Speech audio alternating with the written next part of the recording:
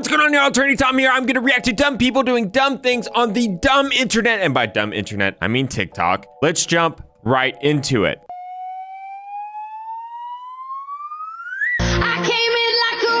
You know, I wish I could say I was shocked, but nothing shocks me anymore. I don't know how a four-wheeler just runs away like that and can violently go uphill and basically wreck into a parked car, but like this happens all the time. People, get your shit together. I'm just glad for this person that there's video surveillance, because this situation would probably be very hard to explain to your insurance carrier when you're calling them saying, hey, a runaway four-wheeler wrecked my car and I need it replaced. I put an electric shock on a bicycle's handlebars and left it out in public. I got a long way to walk. Shit. You can look for me.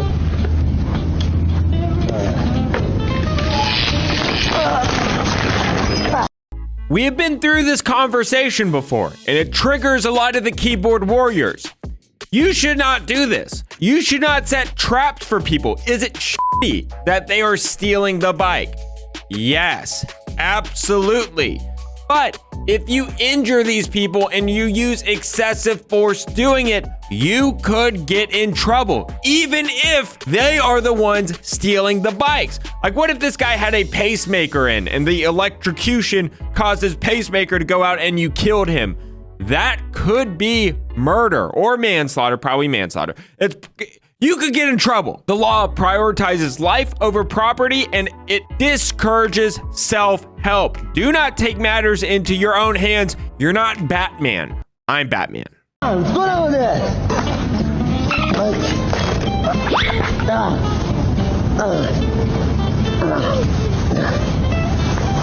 No, I left my bike here for a minute. What happened? That's your bike? Yeah, what happened? You know what happened?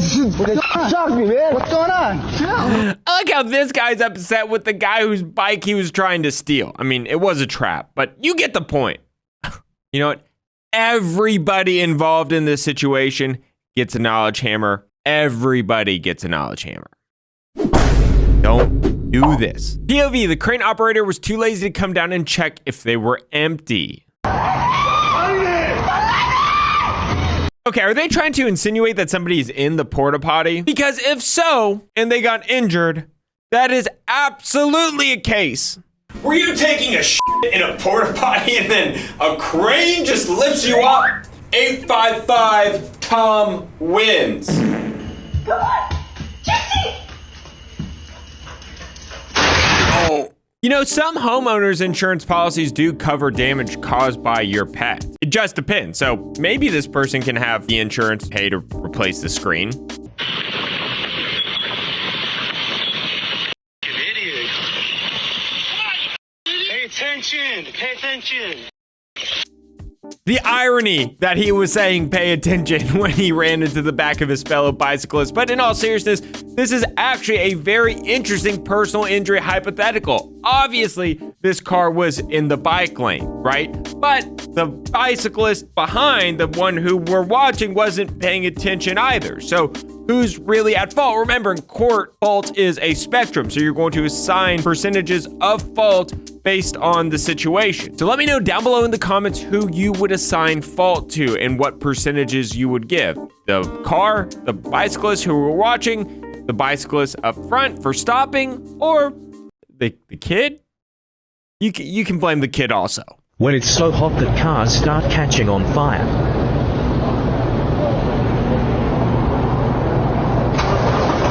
Oh! Did nobody notice?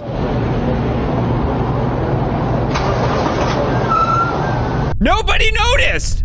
This dude, he needs to get out. The car's on fire. So I'm driving Uber. My passenger's getting arrested. Hey, Bob, turn that off, okay? No, I'll keep recording, thank you. Yeah. It's my right. Don't record me, you got me? I will look. You're a police officer on duty. I can record you. And if you come to this side of the vehicle, I can keep recording you. Turn it off.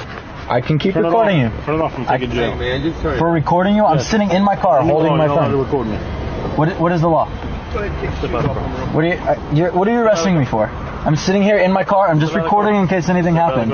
I'm surrounded by 5 police officers. You're being a jerk. I'm scared right now. I'm not being a jerk. I'm recording it in case anything happens. Well, you better hope we don't find something in your car, okay? They're not searching my car. Well, I'm going to search your car. You're not searching my car. 72 kid, roll canine this way, please. Bring the canines. I don't care, man. Okay.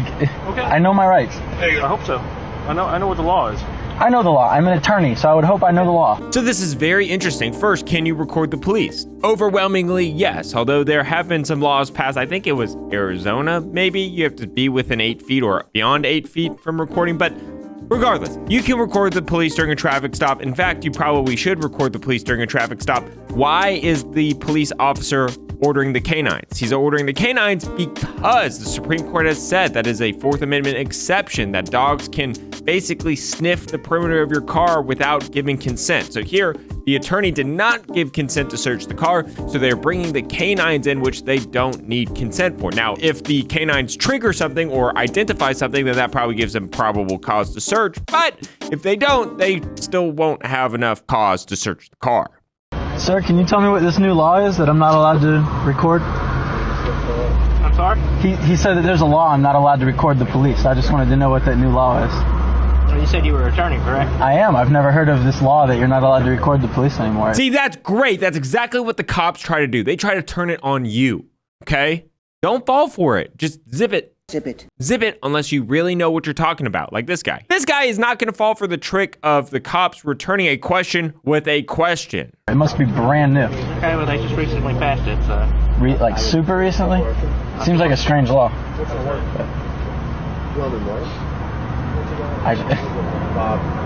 Man, I have nothing in my car. There's no drugs, there's no alcohol. I didn't say you did. Okay, well, the other officer told me he's taking me to jail, so... Did I say that? No, your friend said that. Okay. My friend? I assume... You mean the sergeant? The sergeant, your friend, somebody. Okay. Yes. How long you been an Uber driver? Mr. St. Pierre. A year and a half, 2 years maybe? Have you been stopped a lot? It's probably why you've been stopped, because you're an Uber driver, right? Because there's a lot of history on the vehicle. On this vehicle there's history? Yeah. Not that I know of. Okay. All right. Well, here's your license. We're going to... I love how... Oh, there's a lot of history on the vehicle. Not that I know of. Okay, just moving on. Yeah, okay. Here's a fun fact. The police can lie to you. All the cops are trying to do here are trying to get a response out of this attorney Uber driver that will elicit more evidence for them. Because if the car really had a history, then they could probably do something. Wait for K9, because I don't know if he might have dumped something under the seat and you don't want us to look. So we're just going to have K9 come out and smell. If they do an indication, if not, then you'll be on your way, okay, sir? Okay. So we're gonna call the canines because he might have dropped something on your seat, but don't worry. If they find something, we're totally just gonna let you walk free. Yeah, right. Good job, unnamed attorney. Way to assert your rights.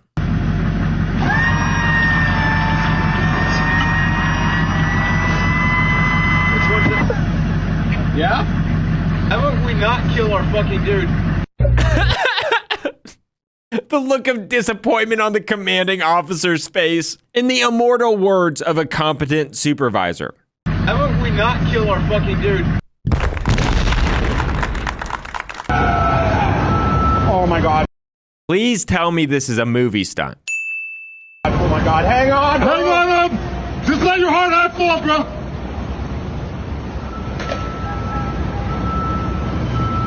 Oh, my God. How the this happen? Exactly! How does this happen? Okay, early in the video, I said nothing surprises me anymore as a catastrophic personal injury lawyer. Okay, I lied. This surprises me. Somebody tell him to stop now before he gets crushed by this. Don't tell me yet. Stop! No, don't tell him. This is just unbelievable. I'm glad this person is okay, but the fact that this happened is so infuriating because the next time somebody might not be so lucky, and it's totally preventable.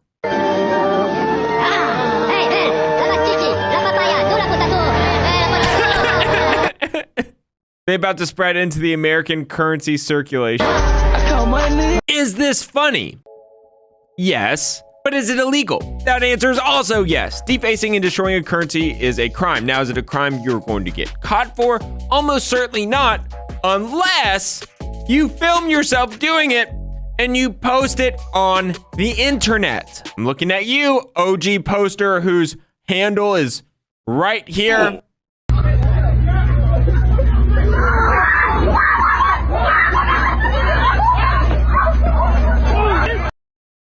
Bruh.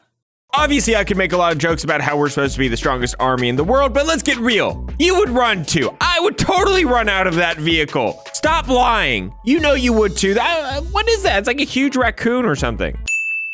I'm not sure what this clip has to do with law, but, you know, I'm not afraid to admit that I would probably run out of that vehicle. On the 28th of June 2008, a teenager climbed over 2 fences to collect his cap from the ride before.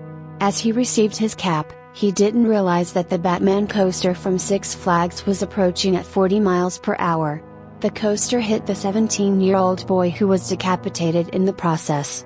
That's brutal. Okay, this is actually a fairly interesting case from the legal perspective. Is there a case? Obviously, there's going to be a huge contributory negligence aspect of this because the 17-year-old jumped the fence, so clearly the area was marked off, presumably because it was hazardous. So if you were a lawyer hired on this case, you're going to want to know the history of this ride. You're going to know the history of the park. Were there other instances similar to this that were happening? How tall was this fence? Was it an effective safety measure? Were there proper signage? And then additionally, on top of that, if somebody enters into the perimeter where they're not supposed to, is there any sort of reasonable safety measures that could take place? Like perhaps an auto kill switch, you know, hey, if something's detected, the ride can safely stop in the appropriate amount of time. Those are just the angles you're going to have to look at, but ultimately you can only prevail on a wrongful death claim if it is the other party's fault. So if a jury finds that it's more than 51% of the fault of the individual who died, who jumped over the fence, then there's no case. All